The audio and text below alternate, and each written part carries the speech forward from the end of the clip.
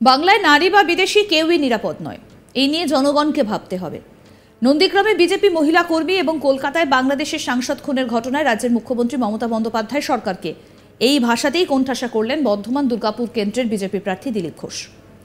বর্ধমান দুর্গাপুর আসন থেকে বিজেপি প্রার্থী দিলীপ ঘোষ শুক্রবার 23শে মে পূর্ব বর্ধমান জেলার শহর বর্ধমানের বীরহাটা এলাকায় একটা চা চক্রে যোগ দেবার পর সাংবাদিকদের সঙ্গে আলাপচারিতায় মমতা বন্দ্যোপাধ্যায় সরকারকে আক্রমণ করেন।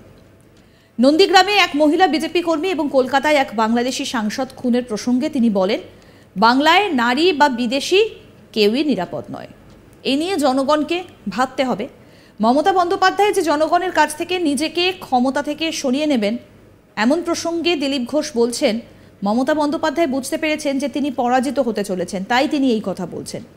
দিলীপ ঘোষ বলেন, কয়েকদিন আগে পুরুলিয়ায় গঙ্গাসাগরে যাওয়া সাধুদের ওপর হামলা হয়েছে, এখনও তাই হচ্ছে। তাদের মনে হয়েছে এখানে তাদের কোনো নিরাপত্তা নেই, তাই আজ তারা রাস্তায় নামছেন। এবার আপনাদের শোনাবো কি বলছেন বিজেপি প্রার্থী দিলীপ ঘোষ, শুনুন। চলতেই থাকে প্রথম ইলেকশনকে কেন্দ্র করে খুন খারাপি হয়নি, শান্তি ছিল। ইলেকশনের আগে ওরা আক্রমণ করেছে, একজন 56 বছরের মহিলাকে যে হত্যা করা হয়েছে। পশ্চিমবাংলায় মহিলাদের কি সুরক্ষা আছে এটা বোঝা যাচ্ছে। সম্মান প্লাস আপনারা শুনেছেন বাংলাদেশে একজন এমপি এখানে ট্রিটমেন্ট করতে এসেছিলেন, তিনিও খুন হয়ে গেছেন নীলফামারীতে। পশ্চিমবাংলায় কার সুরক্ষা আছে? দেশি বিদেশি, স্ত্রী পুরুষ, গরিব ধনী, শহর গ্রাম, কোথাও সুরক্ষা নাই, সেটা বারবার প্রমাণ হয়ে যাচ্ছে। সাধারণ মানুষ এটা বিচার করুন। সবাই বলছেন মানুষ চাইলে মাথা নত করে সরে যাবো, মমতা ব্যানার্জি কথা প্রকাশ্যে বলছেন, তাদের কি কোথাও একটি রোগ করছেন, কি ভাবছেন? বুঝতে পেরেছেন সরিয়ে দেওয়ার আগে সসম্মানে সরে যাওয়া ভালো। আর এটা 4 তারিখের পরে মানুষ কিন্তু বলে দেবে যে দিদি ঘুম পেয়েছে, বাড়ি যাও। ইলেকশন যেখানে যেখানে হচ্ছে দক্ষিণ বাংলায় সব জায়গায় গন্ডগোল করার চেষ্টা হচ্ছে, কারণ টিএমসি জেতার কোথাও চান্স নেই। গন্ডগোল করে ভয় দেখিয়ে ভোটারদেরকে, আমাদের কর্মীদের যদি না বেরোয় লোকে ভোট না দেয়, কিন্তু এসব করে কিছু আটকাতে পারবে না। এই হিংসা যা করার এইবার ইলেকশন করে নিচ্ছে, এরপরে আর পশ্চিমবাংলায় কেউ এরকম করতে পারবে না। আজকে তো কলকাতা রাজপথে সাধু সন্তরা রাজপথে নামছেন, যে সনাতনী বিতর্ক মমতা বন্দ্যোপাধ্যায়ের মন্তব্য তার পরিপ্রেক্ষিতে প্রতিবাদ। পশ্চিমবাংলার সমস্ত মানুষ, সমস্ত পেশার মানুষ কোন না কোনো ভাবে তারা প্রতারিত, বঞ্চিত, তারা প্রতিবাদ করেছেন। বাকি ছিলেন সাধু সন্তরা, মমতা ব্যানার্জি তাদেরও অসম্মান করেছেন। তারা বুঝতে পেরেছেন আজকে মঠ মন্দির চালানো মুশকিল, টিএমসি থাকবে। মঠ মন্দিরের জায়গা লুট হয়ে যাচ্ছে, সম্পত্তি লুট হয়ে যাচ্ছে, সাধু সন্তীরা মারা যাচ্ছেন। গঙ্গাসাগর যাওয়ার সময় পুরুলিয়াতে এখানে সাধুদের উপরে আক্রমণ হয়েছিল, মারা হয়েছিল তাদের, সে দৃশ্য আমরা দেখেছি। তো হিন্দু ধর্ম, হিন্দু সংগঠন, সন্ন্যাসীদের জীবনের সুরক্ষা, ধন সম্পত্তির সুরক্ষা আজকে পশ্চিমবাংলায় নাই, তাই বাধ্য হয়ে তারা রাস্তায় নামছে। প্রধানমন্ত্রীকে সরাসরি চ্যালেঞ্জ ছুড়ে দিচ্ছেন মমতা বন্দ্যোপাধ্যায়। তিনি বলছেন জায়গা আপনি ঠিক করুন, মঞ্চ আপনি ঠিক করুন, আমাদের মধ্যে ডিবেট হবে। কেন প্রধানমন্ত্রীর কোনো কাজ নেই ওদের মধ্যে ফালতু লোকদের সঙ্গে ডিবেট করবে? যাদের কোনো কাজ নেই ডিবেট করতে হবে, আমাদের ডিবেট করতে আমরা কাজ করি সাধারণ মানুষের সঙ্গে থাকি, প্রধানমন্ত্রী তাই করছেন। আর প্রধানমন্ত্রী কি করছেন তার হয়ে বলবে সাধারণ জনতা। গরু পাচার চক্রের অন্যতম পান্ডা এনামুলের সংস্থার টাকা দেখা যাচ্ছে যে দেবের সিনেমায় ইনভেস্ট করা হয়েছিল, পরে যদিও বলছেন যে দেব সেই টাকাটাকে ফিরিয়ে দিয়েছেন। দেখুন এসব তথ্য প্রমাণ আছে বলেই ইডি সিবিআই ডাকছে, বললো না করে ডাকা হয়েছে। এখন জবাব দেবেন উনি, তথ্য প্রমাণ যদি থাকে কোর্টে গিয়ে তার জবাব দিতে হবে। সেগুলো এক্সপোজ হয়ে গেছে, দেখা যাক। সেই বাঁকেতে যারা ঢুকেছে না, টিএমসি পার্টিতে যারা গেছে তাদের গায়ে কালি লেগেছে, বলতে পারবে না।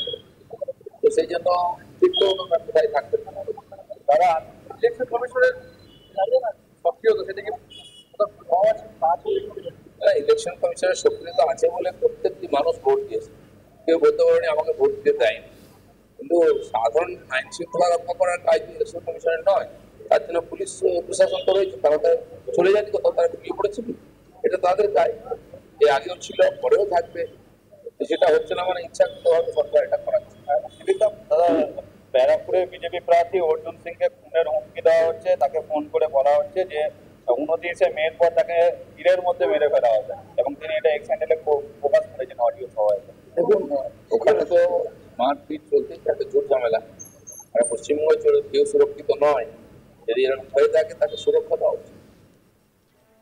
এই বিষয়ে আমাদের প্রতিনিধি সুজাতা মেহরা কি প্রতিবেদন তুলে ধরলেন, আসুন শুনি।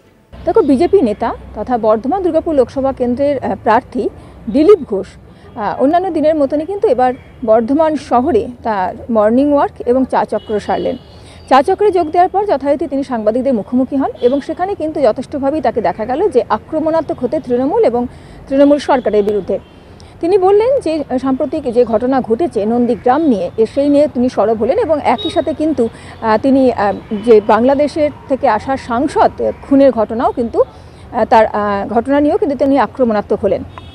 নন্দীগ্রামে বিজেপি নেত্রী খুন হয়েছেন এবং মহিলা নেত্রী খুন হওয়ার পেছনে তিনি যথারীতি বললেন যে মহিলারা এখানে নিরাপদ যেমন নয়, সেরকমই কিন্তু দেশি বিদেশি কেউই এই বাংলায় নিরাপদ নয়। তার কারণ হচ্ছে বাংলাদেশ থেকে সাংসদ এসেছিলেন চিকিৎসা করাতে এবং এসে তিনি কলকাতায় নৃশংসভাবে খুন হয়েছেন।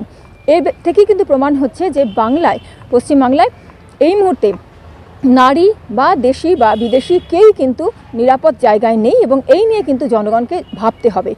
এই রকমভাবে আক্রমণাত্মক হলেন দিলীপ ঘোষ। একই সঙ্গে কিন্তু তিনি বললেন যে যেভাবে বিভিন্ন ক্ষেত্রে বিভিন্ন সময় বিভিন্ন সম্প্রদায় আক্রমণের সামনা হয়েছে এবং তাদের উপরে নেমে এসেছে বিভিন্নভাবে আক্রমণ, সেরকমভাবেই সন্ন্যাসীরা কিন্তু সেটা থেকে বাদ ছিল।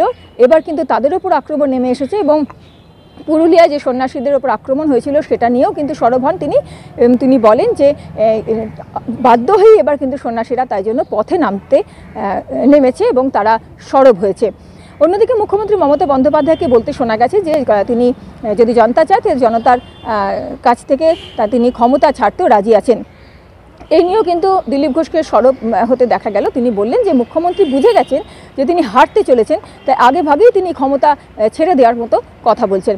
এইভাবে বিভিন্ন বিষয় নিয়ে একাধিক বিষয় নিয়ে কিন্তু এদিন দিলীপ ঘোষ যথারীতি কিন্তু তৃণমূল এবং মুখ্যমন্ত্রী মমতা বন্দ্যোপাধ্যায়ের বিরুদ্ধে সরব হলেন। বাংলায় নারী বা বিদেশি কেউই নিরাপদ নয়, এই নিয়ে জনগণকে ভাবতে হবে। নন্দীগ্রামে বিজেপির মহিলা কর্মী এবং কলকাতায় বাংলাদেশের সাংসদ খুনের ঘটনায় রাজ্যের মুখ্যমন্ত্রী মমতা বন্দ্যোপাধ্যায় সরকারকে এই ভাষাতেই কোণঠাসা করলেন বর্ধমান দুর্গাপুর কেন্দ্রের বিজেপি প্রার্থী দিলীপ ঘোষ। বর্ধমান দুর্গাপুর আসন থেকে বিজেপি প্রার্থী দিলীপ ঘোষ শুক্রবার 23শে মে পূর্ব বর্ধমান জেলার শহর বর্ধমানের বীরহাটা এলাকায় একটি চা চক্রে যোগ দেবার পর সাংবাদিকদের সঙ্গে আলাপকালে মমতা বন্দ্যোপাধ্যায় সরকারকে আক্রমণ করেন। নন্দীগ্রামে এক মহিলা বিজেপি কর্মী এবং কলকাতায় এক বাংলাদেশি সাংসদ খুনের প্রসঙ্গে তিনি বলেন, বাংলায় নারী বা বিদেশি কেউ নিরাপদ নয়। আরও আপডেট পেতে দেখতে থাকুন আজ তাক বাংলার ইউটিউব চ্যানেল, সাবস্ক্রাইব করুন।